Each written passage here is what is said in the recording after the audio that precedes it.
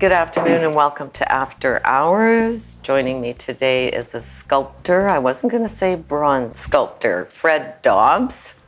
It's a thrill to have you here. I was really glad to be at your studio because the conversation was just so interesting.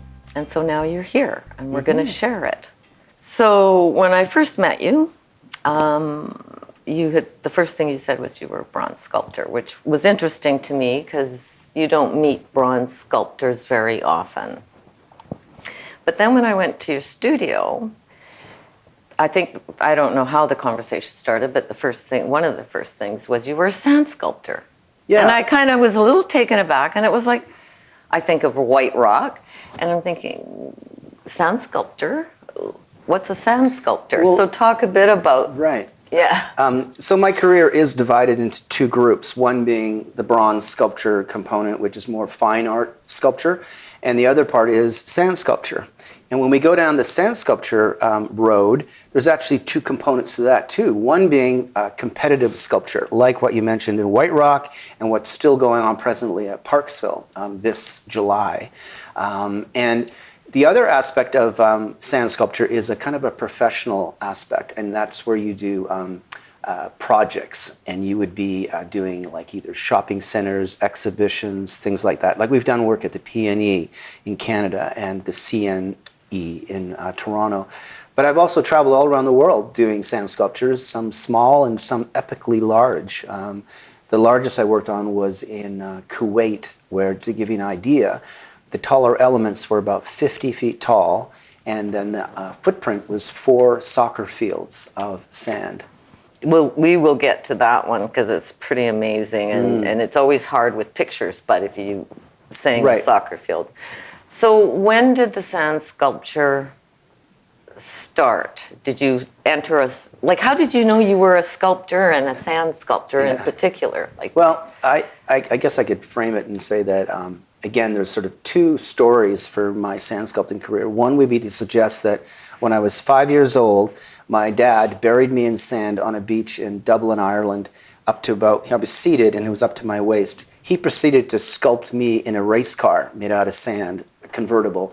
And I, at the tender age of 5, was busy on the interior of the car making the steering wheel. That's almost a bit of a joke, but at the same time, I would say that a seed was sown. And years later, I was listening to the radio in Victoria from Vancouver, and it was advertising White Rock as an event. And I remember thinking, whoa, how? And I wanted to figure out how I could get involved.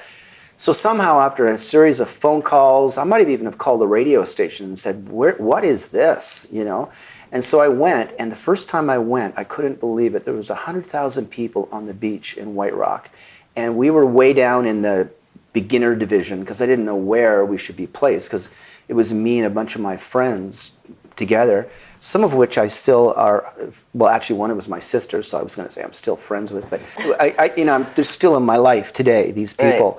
Right, and at that moment, it's one of those where you walk down the beach and you go to the professional area, which was up by the boardwalk there, and your mouth is just dropping open going, look at what these people are doing.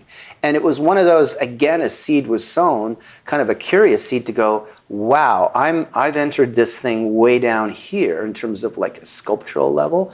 And I recognized that there was this huge mountain to climb of sand, I guess you could say, to get to where these other people were at. And in fairness, this goes back to like the 80s, like 1984, I think, or 85. And I would say that the sand sculpting arena has done this epic climb in terms of all these other people coming to the fore. And classically trained sculptors I've worked with now from Russia and from Italy and Holland, France, Canada. And it's just, you find yourself rubbing shoulders or elbows with just huge talent, as you get into this field. So you slowly learned along the way sort of how to build that up? Yeah, and there's so many components to it. One would be like how when you start going taller with these sand sculptures, how do you get them to stay up? And it's things like architecture. It's about finding the right sand in some cases. Like you have to really research that. And then beyond that, it's about developing your own personal skill set. So I took courses on from not just sand sculptors, but people who are sort of classically trained teachers and whatnot. So you just develop skill sets. But the other part of it was being with people. Like the first 7 years as a sand sculptor, I was just competing, going around on weekends looking for a beach in Oregon or here in British Columbia or even as far south as California.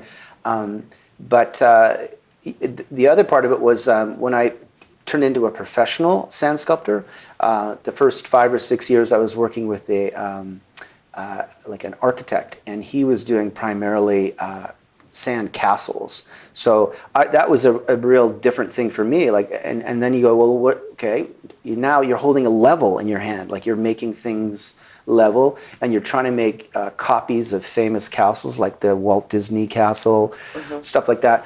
And it became a real discipline. And if you're not in that world, like if you haven't been trained as an architect, some of these things are really foreign to you. Like what's a corbel? It's a whole other language. And you're right, it's a language. So that was fantastic for me because I was just thrown into this thing, and for 5 years, I was just doing sandcastle after sandcastle. And some people, who come to sand sculpture, they have different base education. Like for instance, one of my friends, good friend, he was a builder. He built houses. So it might not sound like there's a connection, but guess what? He knows how to use a level. He knows about straight lines, where windows should be and doors. And then I would work with other people who are engineers, same sort of thing. They bring that to the fore. That skill. Yeah, and then other people like dentists, of all things. When it comes to doing faces and understanding human anatomy, they have a heads up on that, you know what I mean? So I found myself rubbing shoulders with all these people, and that became my... I was like feeding off it and getting all these... That was what you were learning. Yeah. And then later, working for companies like Walt Disney and Warner Brothers, you're getting into that animated world and sort of understanding about the story, the dynamic of characters and things like that. It's so relevant to all the work you've done, which is really interesting. I just want to slip this in because... When I was in your studio, it's almost you have to be a chemist too, and we'll talk about molds later, but different kinds of silts. You mentioned that you have to have specific sands for certain things. Talk a bit about that. Like you sort of have to, you're kind of like a chemist, and rubber, with how rubber affects this or that. Yeah, again, I guess it would divide off into sections so that when you're going into an area and you're, say, working on a project that the goal is to have the sculpture stay up for a period of time, like in a shopping center. Say they want it for a month, or I've done them where they're there for a year. And if you're going to go that route, you want to select a sand that has the ability that once it dries, it hardens a little bit. So if you find a river silt sand, say for instance, the silt sand from a river is more angular or faceted, or what we would sometimes call a young sand. So a young sand is got nice sharp edges. So if you imagine little Lego blocks, right? Little blocks of grains of sand, they're going to stack, and you can get much more what we call verticality or rigid. Rigid, but also you can go more, instead of a sculpture looking like this, it's more like this. Like I've got examples here of world records we did, and you're trying to go really tall and really skinny, which sand usually doesn't want to do that. Show one of those actually. Okay. Let me look at that. So this is a sculpture we did in a shopping center in Savannah, Georgia. And at the time it was a world record. So you can tell it's fairly vertical. And in this one, we actually put little lights in all the windows. It's intricate. Yeah. So there was 5 sculptors. This is a company called it was called Sand Sculptors International, and we did, I think, 3 world records in a row. So every time we would go to a different shopping center, we'd go another 6 inches or a foot higher and higher. We eventually did one that was over 30 feet tall in a shopping center in California. And you have to really think about that. 30 feet tall. Yeah. Like to give you an idea, I mean, what you're looking at in this photograph is the hand railing of the second floor of a shopping center. Now a hand railing from there to the floor below is usually 21 feet. So you can look across there and go, okay, that hand railing is 21 feet. And if you kind of look across the shopping center, you can go, okay, so from that point up to there, add another 8 feet or whatever you're doing on the Pretty incredible. So if you're doing that, yeah, you want to have some sand research, because you don't want to screw around with this, you know, and things like you bring stuff into a shopping center. Maybe there's rocks in there. Maybe there's twigs and branches, and these are all things you want to study and understand. Bugs, there might be bugs there and could things. Be, yeah, I've had weird things on sand sculpt. I've had toads. One day I remember a load of sand was dropped off, and I put my shovel into the ground to take the first scoop, and it went, just. I was like, and it was about the size of this thing. It was like, oh my God, it was a toad. We've had lizards. I've had birds in sculptures. Yeah. Again, conversely, if you were doing something like one day and you only need the sand sculpture to stay up, like at a contest, like some of the early White Rock or Parksville sand sculpting competitions, it's kind of like you just go. You know, you're not worried so much about the sand. You use what's there, and you just away you go. Yeah. Okay, I want to talk about the Arabian Nights. Kuwait. Okay. It was interesting because we were in Kuwait. It was that sand sculpture where there was 4 soccer fields in size. There was 74 sculptors, international sculptors there. And in terms of the design of the project, the idea was that 1001 Arabian Nights is about this fairly evil prince who at the time, he was terrible. He was killing people and whatnot, and particularly women. But there was this idea that the women would come to him, and if he liked them, then they, you know, maybe they'd stick around for a while. And this one woman would come to him and would tell him these stories, and they would be stories like Aladdin or Ali Baba and the 40 Thieves. And so the idea of 1001 Arabian Nights was the whole area, this 4 soccer field area, were all these little vignettes and stories from the 1001 Arabian Nights. And because we were in Kuwait, we as sculptors, we were also sort of forced to consider the Kuwait's limits on sculptures. And typically they wouldn't want you to do human faces. They wouldn't want you to sculpt hands. There were certain aspects of their culture that forbid that kind of thing. And they were more versed in terms of art, in like calligraphy. And their understanding of art was more about the written word and that kind of thing.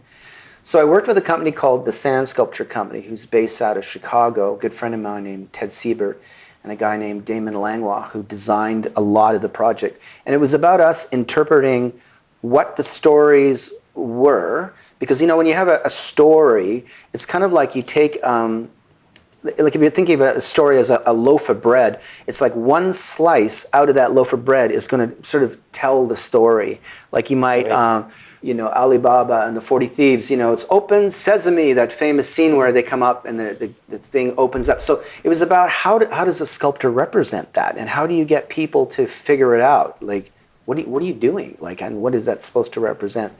And then the other part of it was working with 74 sculptors who, in it itself, if you could speak to them all in the same language, it would be challenging. But some of them didn't speak English. They were speaking Italian or French or Russian or Dutch.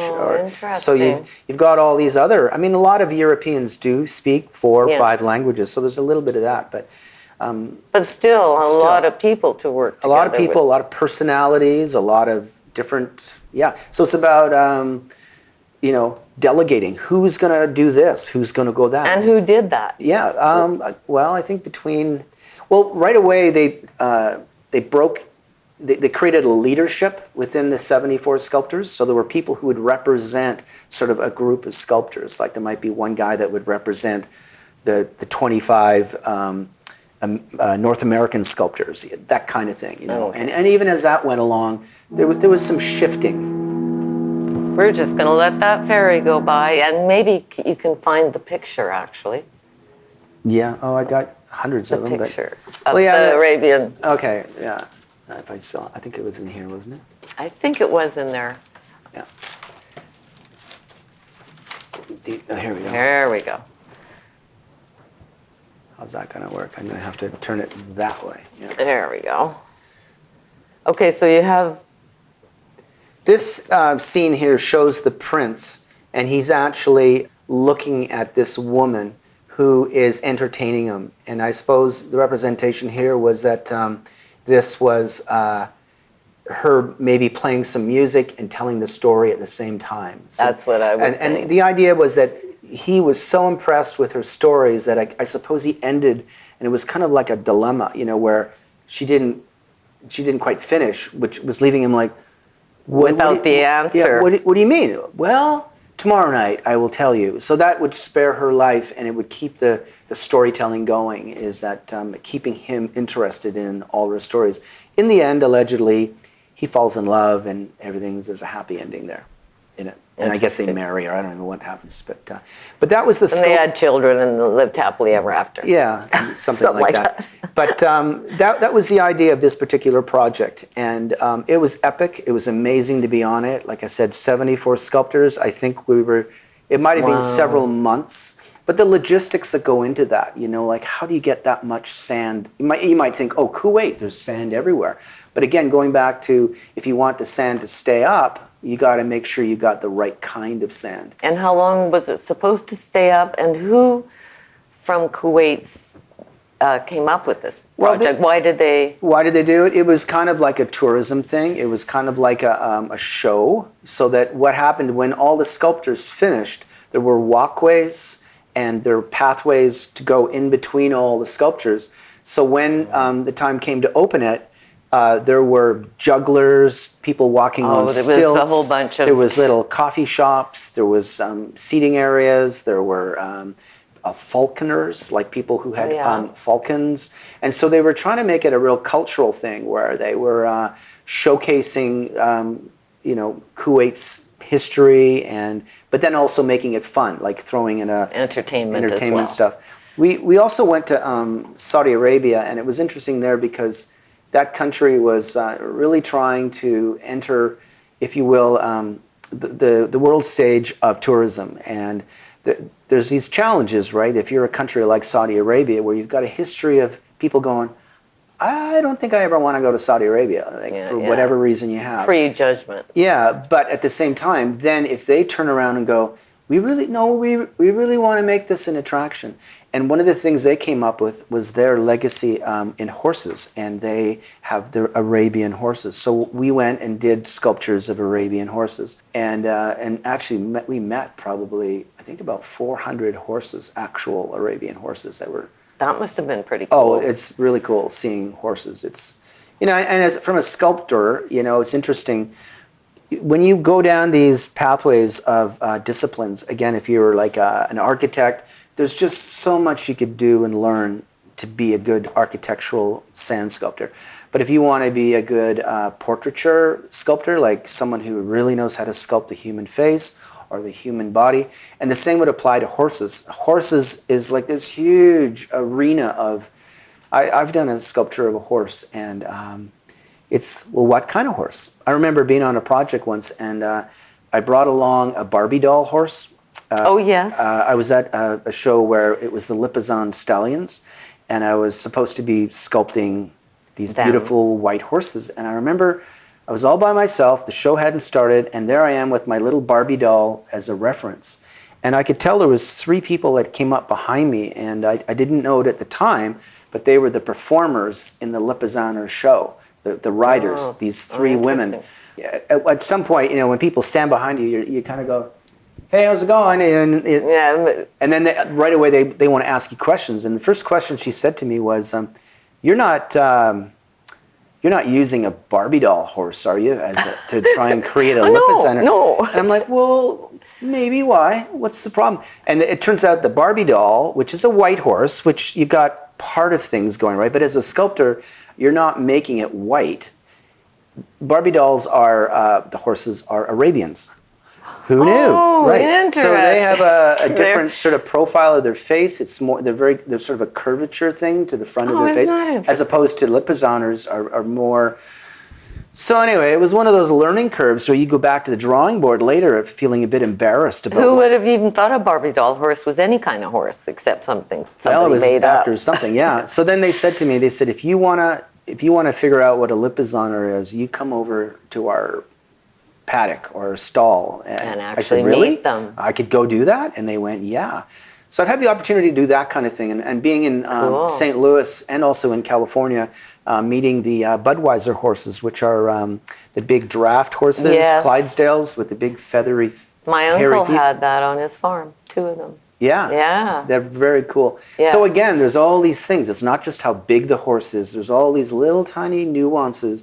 So as a sculptor, you can get into that, like figuring out, all the aspects details. of horses and things like that. Yeah.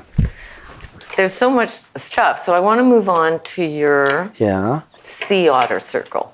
Oh yeah. Cool. Because what I found was interesting about that, you look at it, it's beautiful, right?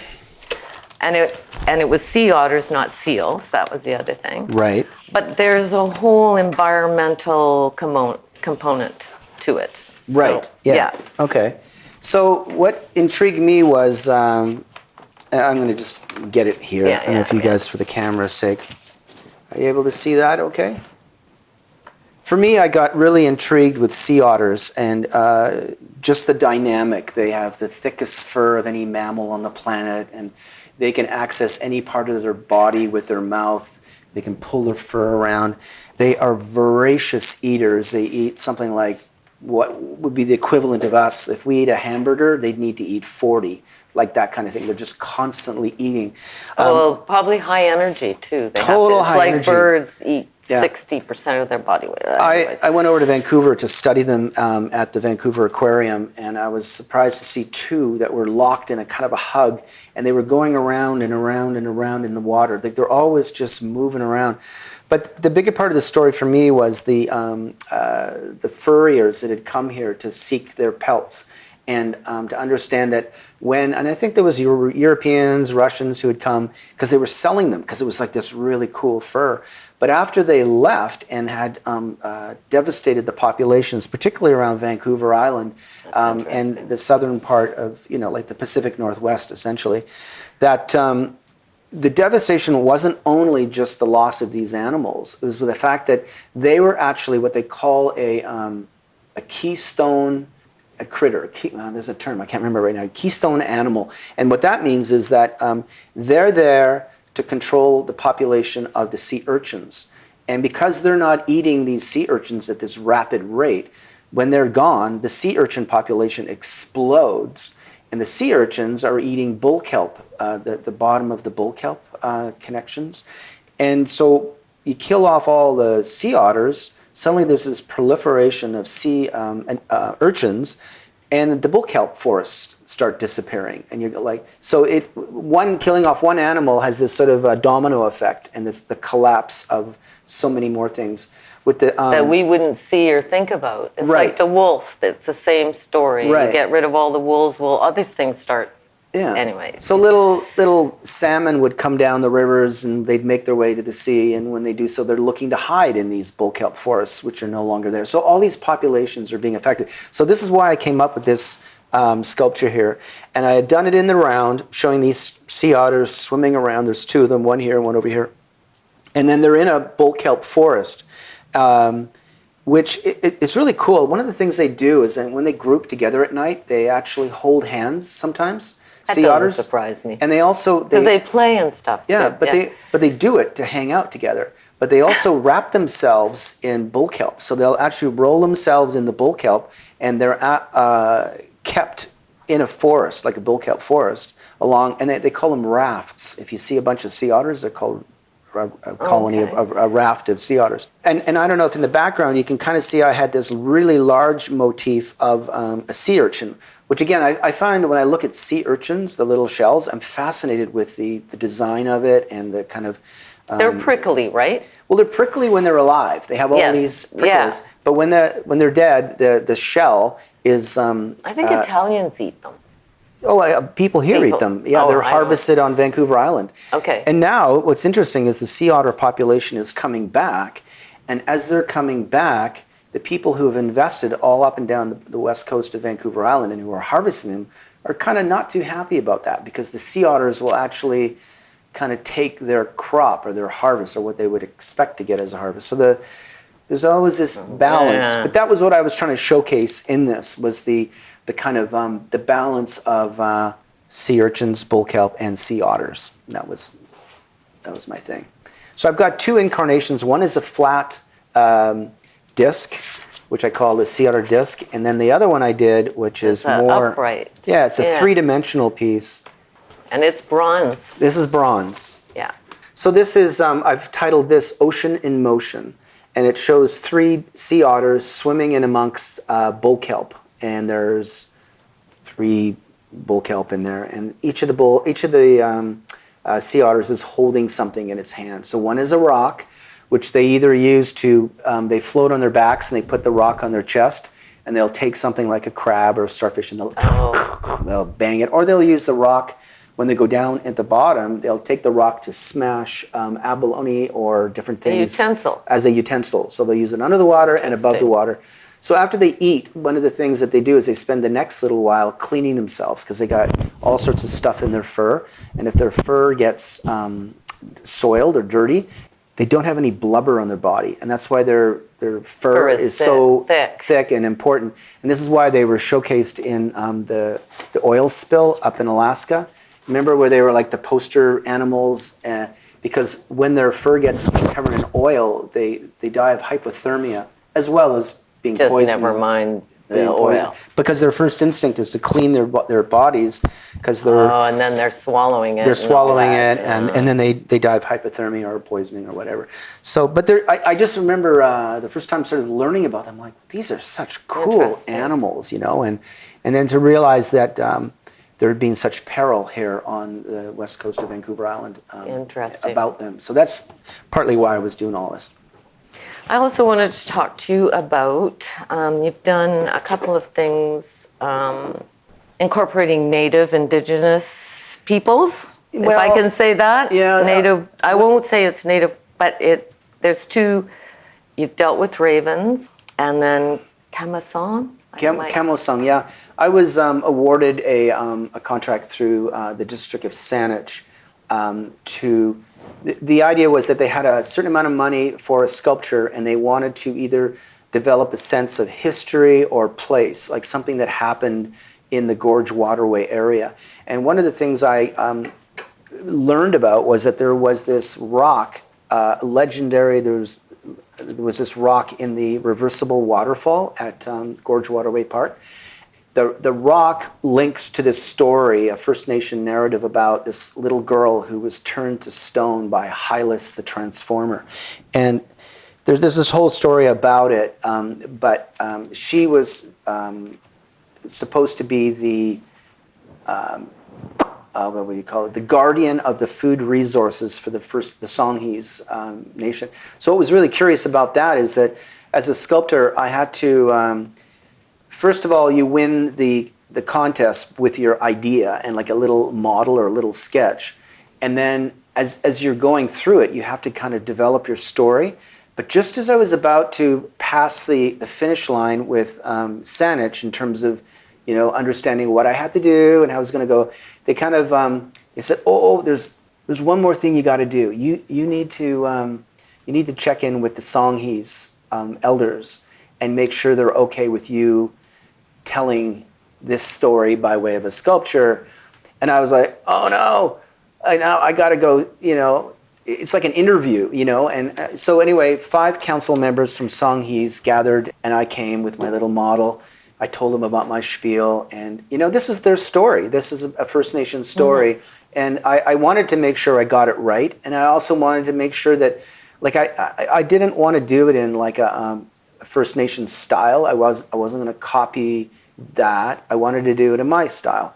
So I ended up doing this sculpture called Kamosang. It was really cool to get their approval. Like, it's cool to win a contest and someone goes, hey, I get money to do something, what I like to do. But it was doubly cool to do it and be accepted by the First Nation and to be involved in it, because it's like a pretty cool story.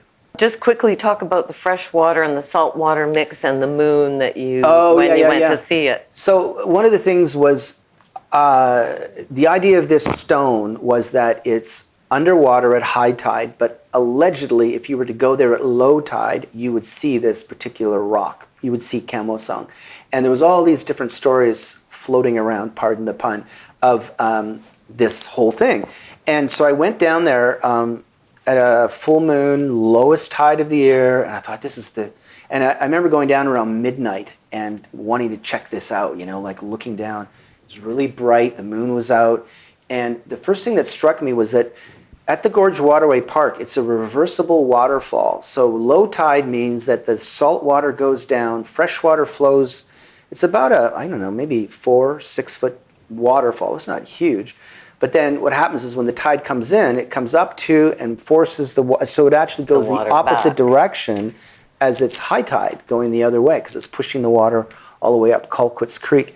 Anyway, so I go down there and it's midnight, low tide.